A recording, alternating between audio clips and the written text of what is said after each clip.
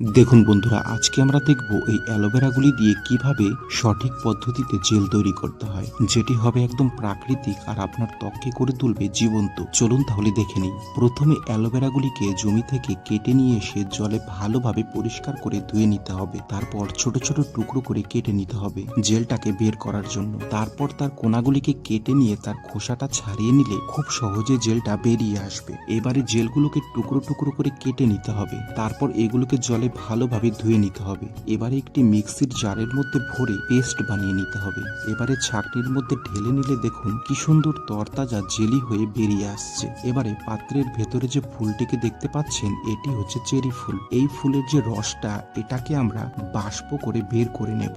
এবার এটাকে মিশিয়ে দিলে এর প্রাকৃতিক গুণাবলী ও সুগন্ধ চলে আসবে। দেখুন আমাদের জেলটা কিন্তু তৈরি হয়ে গেছে। এবারে এই জেলটি আপনি ব্যবহার করলে আপনার ত্বক হয়ে উঠবে সুন্দর ও মসৃণ, যেন মনে হবে আপনার ত্বক এক নতুন প্রাণ ফিরে পেয়েছে। ভিডিওটি ভালো লাগলে একটি লাইক ও সাবস্ক্রাইব করবেন।